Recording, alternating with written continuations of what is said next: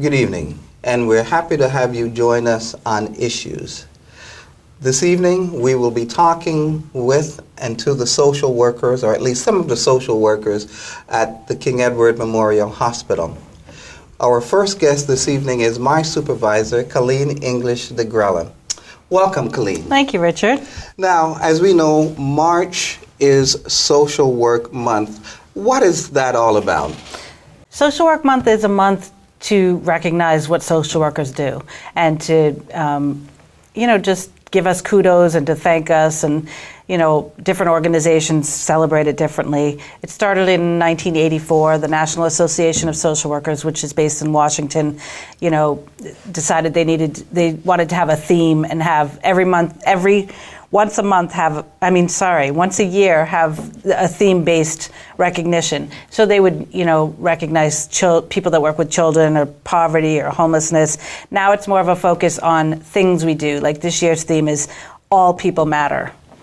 So it's a great avenue for social workers because we don't often get the recognition we deserve. Now, in terms of social workers, some statistics that might be involved in terms of numbers of people they see. Do you have any of that statistics that you could share with us? Well, I know at King Edward, within our department, there's 6 social workers, and in 2013 we saw about 6,200 patients. We do a lot of transfers, and we assisted with 163 air ambulance transfers and 143 on a commercial airline. Let's just stop there for a second. You said air ambulance. Now, what is that? By the way, if you have been to the hospital, I'm sure that you have been involved with a social worker. Now, air ambulance, tell us a little bit about that. So if a patient comes to King Edward and the doctor deems that that whatever treatment they need is not available here on island, we would refer overseas. So they could either go on a commercial flight, or if they're too sick to be able to go on a commercial flight, they would go by an air ambulance. We, as the social workers, would come in and assist. We're kind of the liaison, the link between the patient, the social worker, the hospital. The patient, the insurance company, and the hospital. We cover 24 hours a day, 7 days a week, weekends, holidays, all the time. We're available to do these transfers. So we would call the insurance company, set it all up, assist the patient with accommodation, and tell them how they're going to get back to Bermuda, and just try to make it all smooth and consistent for them. Now, in terms of air ambulance, if a family member or friend needs to go along, is that possible? Yes, there's usually one person. It depends on the severity of the medical need. If there's a doctor needed on board, or if there was a baby and it needed an isolette or extra people, then sometimes the patient has to go by themselves. But the majority of the time, they can travel with one person. And I've even gotten a dog on one time. Wow, That's pretty good. Now, I haven't been able to do that. Well, nobody had a dog that wanted to go. Now, again, how does this whole process begin in terms of the air ambulance? You mentioned about the doctor. Does the family, do they go through the regular airport at the airport here? Do they go through that? Mm-hmm. Well, they don't go through the regular U.S. Customs. Generally, what we advise the patient to do is, or the family member, to meet the patient in their room. They'll be brought by ambulance to the airport here, and they go over on the Kinley Field roadside. They get picked up and they go through one person. Well, in terms of immigration, how does that happen since it's not through the regular airport with immigration? Is immigration waived for individuals with air ambulances? No, there is one person based over there. They just don't go through the U.S. Customs. Okay. I think they go through all the clearance through this one office. Okay. Now, I interrupted you when you were doing some statistics. Are there any more statistics that you can share with us? So on average, we probably deal with about 510 patients a month, and 26 transfers overseas. That's commercial and AirVacs. That's when we look at our statistics monthly. That's how many we would deal with between the 6 of us. you said commercial, airvac, and commercial. You explained airvac. Now, in terms of commercial, how does that part work? Oftentimes people have a medical need overseas, but they don't require an air ambulance, so they can go on a commercial flight, or they can go on a commercial flight and have a nurse escort with them, or just a family as the escort. So there are different ways, but usually if you have full major medical, your insurance would reimburse you or would pay for those tickets. The social workers, once they come into the hospital, is there a social worker on every ward? There is. Between the 6 social workers, we cover all wards, all areas, outpatient, inpatient, and almost all of the administrators would know how to contact us. And like I said, we're here 24 hours a day, mostly in the evening, and on the holidays we deal mostly with the emergencies, but during the day we do a lot of discharge planning, help people adjust to their illness. We deal with elder abuse and child abuse, and help people get finances and transportation, housing.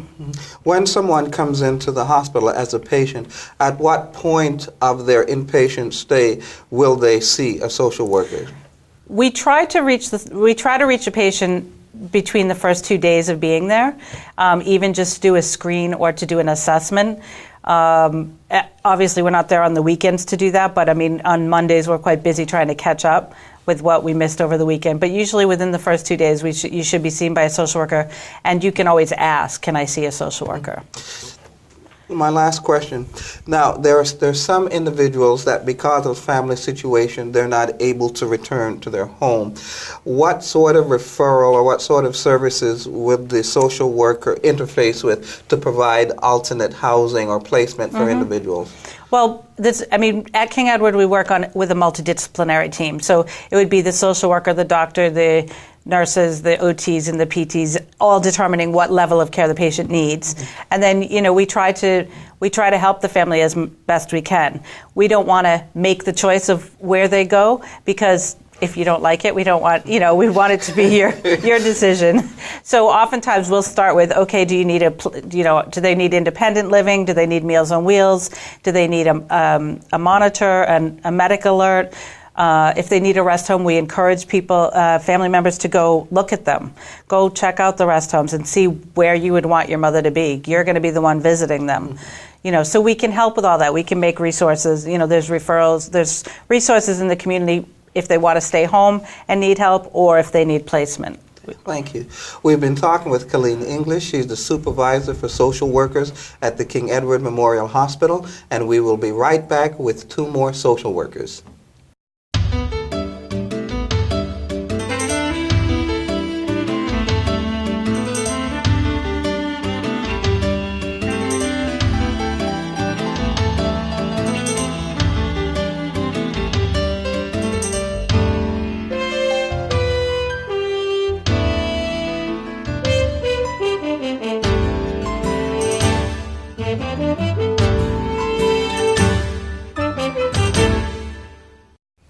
Welcome back.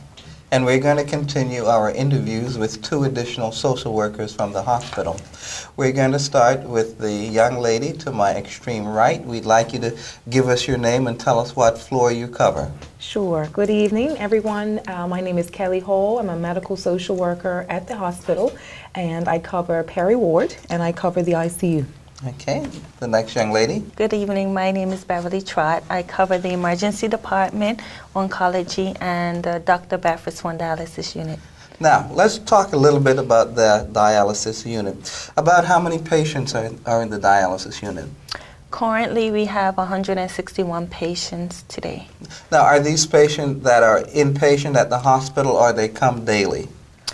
No, we have approximately 7 patients inpatient currently. We have, and the rest of them are outpatients. Okay. Now, about how often does someone come to the dialysis unit for dialysis? Once a week, 3 times a week, twice a week? How often, generally? Generally, they come 3 times a week on a Monday, Wednesday, Friday schedule, or a Tuesday, Thursday, Saturday schedule. For approximately from 2 hours, and it could range all the way up to 4.5 hours per treatment. Okay, Bev, being a social worker on the dialysis unit, to what degree would patients be limited in terms of going away? If they need dialysis, are they restricted to Bermuda, or can they still leave the island? No, none of our dialysis patients are limited to leaving the island. They all could travel. We ask approximately 8 to 10 weeks time so we could get everything sorted as far as if they're going to a busy country or city, so we could locate a dialysis center closer to their hotel. How do you do that as a social worker? If they're going to the States or to a country beyond the States, how do you locate a dialysis unit? I work closely with DaVita Guest Services and also a Fresenius Center, and in the UK work with Dialysis Holiday, and they are organizations that assist with locating dialysis centers for me. Mm-hmm. What information does the patient have to give you if they're leaving the island? Each patient fills out a travel sheet just saying when they'll be leaving the island, when they return, and how many days they will need dialysis treatment. Once that information is returned back to me, I send it off to their insurance company to get payment, authorized of payment, and then we work from there. So insurance will pay for their dialysis even outside of Bermuda? Yes. Okay, very good. Now, if someone wants to take a cruise, are there any ships that have dialysis units on them that you may know of? Yes. We have the dialysis at sea, and we encourage all our patients to kind of go through them to have their dialysis treatment. We don't encourage our patients to just get on a regular Carnival ship and go, because some of the ports have only one dialysis unit in port, and it might be fluctuated with just the residents, and the patient's unable to get treatment. Okay. So then, if someone needs dialysis, it's not an end of the life thing. Their life can continue with some changes, but their life can continue. They can still go on vacations. They can go on cruises with the assistance of the social worker who can set up dialysis for them outside of Bermuda. Is that so? Yes, that is true. Okay. Now, Miss Hall. By the way, some of you may recognize Miss Hall. At one time, she was Miss Bermuda. What year was that, by the way? 1993, Richard. 1993, she was Miss Bermuda. Now, Kellie, what ward do you cover? I cover Perry Ward, which is a post-surgical ward, as well as the intensive care unit. Now, during the summer, students work with us as social workers, and you are the organizer of that program. What is it that you do with those students? Well, Richard, education is key, and that's from our social work team, any social work team, right along down to our students that we mentor each summer, as well as throughout the year. The BHB have a very robust student program, as you know, and every department has the benefit of the students throughout the year, especially during the summer. Each of those students have to go through a application process and must contact our human resources department and have to fill out forms and whatnot, as well as to specify what areas they're interested in. They also have to fill out confidentiality forms because of the areas that they will frequent during their time with us at the hospital. Our students range from high school students right along through to college and university students, as well as young adults who are interested in a potential career in social work or a social work related field. I know that last year we also had the benefit or the opportunity to last summer work along with government's workforce development program, and we took one of their students who was interested in university for social work. We also have a scholarship program that a lot of our social work and other students have benefited from at the BHB. Yeah, mentioning that scholarship program, my daughter for 2 summers was involved with that scholarship program. So as a father, we found it, my wife and I, both of us found it very helpful in terms of getting scholarship. She was not with the social worker, she was with another department in the hospital, but found it beneficial. Now, specifically, in terms of the students, do any of them, when they graduate, do they ever come back, or you haven't been with the program that long to know that? Well, I know that we have had several students have, at least 2 or 3 summers with us, and I know that I believe we're expecting one of our summer students from last year to come and work at the BHB on more of a full-time position. Mm-hmm. She was a scholarship recipient, and I feel that it's related to that program. Mm-hmm. So that will be very soon. Now, in the first half, we did talk with our supervisor, Colleen, and she did mention that one of the things we do is refer individuals to nursing homes and rest homes. What are some of the challenges, and either of you can answer, what are some of the challenges that we as social workers face when we have to liaise with families and with rest or nursing homes? Well, I know that in my experience in the practice at the hospital in trying to place individuals whose circumstances have changed for one reason, medical reason or physical reason or another, there's a lack of availability of nursing facilities as well as rest home facilities on the island. We have people that are on wait lists and things like that for quite a long time, sometimes 3 to 6 months, sometimes even longer than that. And so they do remain in the hospital until such time that we can find an appropriate placement for them, because every individual patient has the specific needs that we have to adhere to when looking for a suitable residence. You say that the patient has to stay in the hospital until we find a suitable resident for them. Mm-hmm. Does that mean that there are some patients in the hospital that have very long stays? Yes, some people unfortunately have had to stay in hospital for up to a year.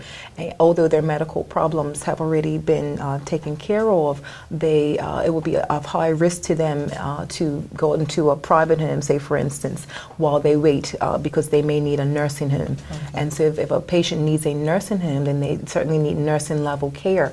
And a lot of folks, nursing level care is when we have a nurse on staff at a home in the community 24 hours, and have 24-hour access to that person. A rest home certainly has a visiting nurse in a lot of cases, but that person will leave in the evenings. And then you also have rest homes that have assisted living, which is a more independent sort of a program. Mm-hmm. Mm-hmm. Now, back to you, Beverly. Mm-hmm. You mentioned that some of the patients over dialysis, some of them are outpatient, most of them are outpatient, mm-hmm. but some of them are inpatient. So do you, as the social worker for dialysis, do you still monitor their care once they are inpatients? Yes, I still follow each inpatient until the day of discharge. Mm-hmm. And then once they return home, we look at what outside community agencies are needed, and we implement that on the discharge. Now, I don't know if you've ever had to deal with someone who they've found a kidney for and they have to fly out of the island. Have you had an opportunity to deal with that as yet? Yes. Now, yes. What happens? Because sometimes you get the call all hours of the night. Yes, so how does that work? Usually the call comes at 2 o'clock in the morning. And very sleepy, but the doctor is very excited, and the transplant coordinator, who is Ms. Marianne Herbert, is all excited. So we're just trying to get the patient on the first flight to Boston, which leaves Bermuda at 12:30 a.m., so they could go to either Brigham and Women or Leahy Hospital to get their kidney. And the kidneys are only available for a certain period of hours, so we have to get the patient there as soon as possible via commercial flight or air ambulance transfer. And I can imagine the patient who is getting the kidney, they're very excited. Here's an opportunity to get back to the way life was before dialysis. Yeah. And I know that can probably put certain stress on the social worker, because they want to make sure that that individual does not miss that flight, and all the paperwork and everything is in order. Mm-hmm. By the way, I did mention that I'm a social worker at the hospital, and I cover the Curtis ward and the Gapping. Now, one of the things that we do as social workers when individuals come in, Colleen mentioned that within 48 hours we try to do an initial assessment. Mm-hmm. Kind of give us an idea. What is that? What are some of the questions on that initial assessment? Well, I know we definitely want to know things like who does the person live with, like where did they come from, what sort of support systems they may have. That the form speaks to a lot of those details. We want to know if they have any sort of issues that might, prevent them from staying healthy, such as any, illicit drug use and things like that. Also, we look at level of functioning, whether a person is able to do activities of daily living, such as bathing oneself, or just any necessities of daily life that may come up, shopping and otherwise. We may also look at a person's level of mobility, as well as whether or not their first language is English. I mean, because that can also pose some initial barriers, but of course the hospital has access to interpreters, so that won't be a problem for long. These details, even financial assistance is on our assessment form. Yeah, let me just stop right there for a second. How do you determine if someone would need financial assistance, and then what is your role? Because the hospital doesn't dole out money as financial assistance do. So, first of all, how does the social worker determine if someone will need a referral to financial assistance? Bev? Well, once we'll assess the patient, we'll talk to the patient first to see his or her financial circumstances. Then we'll speak with the family member whom the patient lives with, or if they don't reside with anyone, we'll ask the next of kin, which is whether their children, a cousin, a niece or nephew, and then determine the level of finances through that process. And once that's done, we'll give them a pamphlet that financial assistance has given us outlining what criteria and what they will need to bring to the intake process. And we present that information to the family and encourage them to take a picture ID of the patient along with a passport and other documents that financial assistance has required. Once we make that referral, do we as social workers have any say-so in terms as if they get financial assistance or not? No, we don't have any say-so. It's up to financial assistance to determine if the patient meets the criteria. They might meet the criteria for one thing, but not for full coverage. They'll do partial coverage. And then that means that the patient and his or her family will have to come up with the other portion of what financial assistance is trying to match. If I may add, Richard, we also really have advocates as social workers, and a lot of times the most that we can do with various agencies, including financial assistance, is simply advocate and provide them with information that will help them to make the best decision possible for that particular patient. Now, Kel, I know that you specifically dealt with individuals that were homeless. With getting them housing. How do you do that? I work very closely with the representatives at Bermuda Housing Corporation for more long-term housing. A lot of times those apartments or facilities are not available right away, so we do some work with the Salvation Army and check for availability there. If all else fails, then we always turn to the family or friends or someone that is connected with that particular patient, and sometimes we can set up some temporary arrangements until Bermuda Housing is fruitful, with an apartment. Now, if someone needs to go overseas and they don't have full coverage in terms of insurance, or have no insurance at all, is there anything that we as social workers can do? Kelly, sorry. Yes, certainly we have the LCCA, otherwise known as Lady Cupid Compassionate Association, and we simply send whatever referral the doctor has completed, because the doctors have to complete referrals to say which hospital overseas this patient is going to and what treatment they're going to be having. That paperwork will go to LCCA. The social workers will facilitate that, as well as any insurance information, if any, and they will make their decisions as to whether or not they will approve that individual, because they have their own set of criteria. Okay. And again, Bev, do we as social workers have any say-so in terms of whether that person is approved for funding through the LCCA? No, we can't determine if the patient gets the funding through LCCA. We just encourage LCCA, and because LCCA has a board that each application goes through, so we advocate on the patient's behalf to encourage them that the patient application is accepted. Okay. Now, family meetings, what is that? Family meetings, what is that? How does it come about? Usually family meetings are sometimes called by the family themselves of the patient, or the doctor will call the family meeting. Basically, the family meeting is to update the family on the patient's care. The doctor will be present, known as the hospitalist services. The occupational therapist will be there. The physiotherapist will be there. The dietitian will be there. The patient's family and the social worker will be there as well. Okay, very good. Cal, why did you choose to go into social work? Oh my goodness.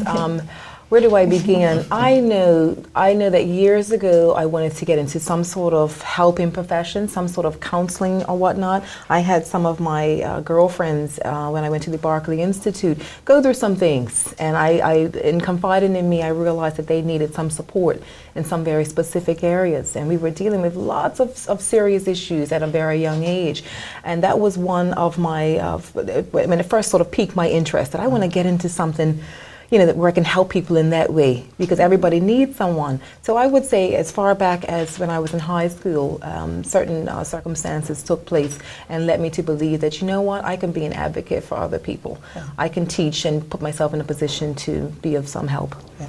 Now, Bev, I know that you find being over at the dialysis rewarding. What are some of the things that make it rewarding for you? Well, when patients get kidneys, that's rewarding. And also when I can help my patients achieve what they want to achieve in the community. Like, some of them have been homeless, but now they have apartments and could live a self-sufficient life. Okay. Now, all our social workers weren't here. Kellie, could you tell us who isn't here and what ward do they cover? Of course, we have Shayna Smith. She covers Cooper Ward, which is another post-surgical ward, as well as she covers Gosling, which is our children's ward. And also we have Mitzi Clark, who covers our maternity ward, and Gordon Ward. Okay. Mm-hmm. We've been talking with my colleagues from the hospital. We're all social workers, and hopefully as you watched Issues this evening, you gained some insight as to what social workers do. And the next time you're an inpatient in the hospital, you will meet one of us. Thank you for watching Issues, and we will see you next time.